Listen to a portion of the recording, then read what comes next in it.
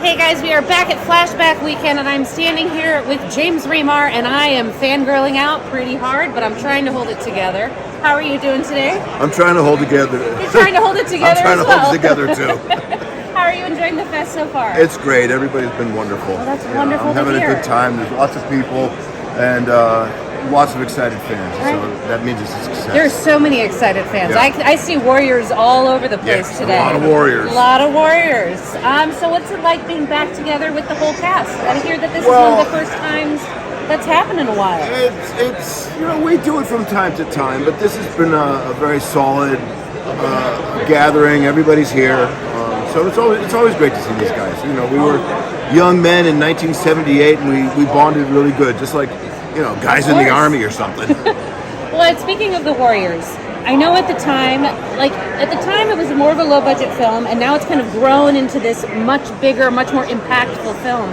Did you ever expect that it was going to grow to this kind of impact? I never expected anything. I was just happy to have a job. Well, that sounds good. And you stand there and you say the lines and you hope they sound real. But low budget is kind of a misnomer. It is. It was, by studio standards, one of their lower budget films. Yes. Back in the day, a studio like Paramount, which put out The Warriors, made 12 movies a year. One movie a month. Which is unheard of now. That's all gone. No. Yeah. And so their movie for February, which Warriors was a February release, was about $12 million budget.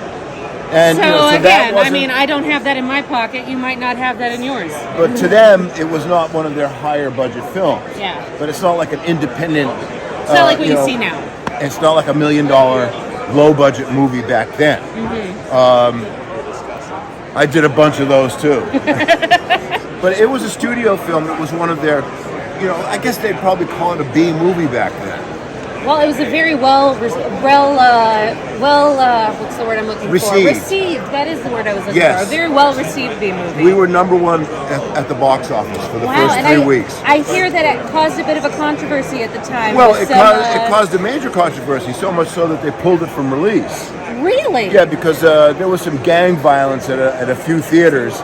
But these guys were out to kill each other anyway. Oh, okay. But they blamed the Warriors, and Paramount didn't want the liability. The Warriors. The lawyers got in. Everybody got all crazy, and they were killing each other.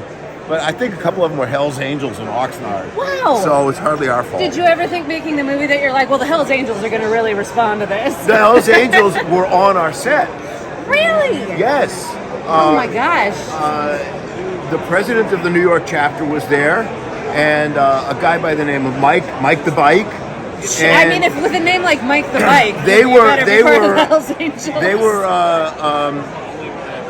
not thrilled with the fact that we had the skull head, the winged skull head. Ah, okay. Now their logo is in profile, but we had it, in full front. But they said, this is close enough. And so Sandy, who was the New York chapter president at that time, visited the set, and I guess they worked something out. And Mike the Bike had a little part in the movie. Well, there you go. Yeah, so that's a great way to grease some hands there. The Hells Angels showed up on our set. There you go. There you go. So I have to ask. So Ajax, your character in the movie. Yes. I always kind of felt like he kind of gets the short end of the stick because he gets taken out before the end. He misses the last stuff. Like, do you feel like he got his, do you feel like you're like, he got what he needed, or you're like, man, I wish he'd been through the whole film? Well, obviously, I wish he'd been through the whole film. That's, he's my character. So obviously, I'm and you do it great. Thank you. But, it's a mythical type of movie. It's a combination of a Western and a samurai film. Yeah, and the Odyssey thrown in there. And an epic. So a character like that who strays from the true path of a warrior and lets his corniness take over, you got to pay the price. You got to pay the price. You got to pay the price. Yeah, and so he got what he deserved. Thank you very much for that. All right. Although it was entrapment. It was entrapment. Yes. I mean, legally, we've got some precedent. If he ever got any kind of lawyer, then they wouldn't let him out. Do you think he got a lawyer? No, I don't. All right, well, James is going to be with the Warriors panel, which is Sunday at 1:30. He's also signing autographs. He's taking photos at the booth. We'll see you guys then. See you later.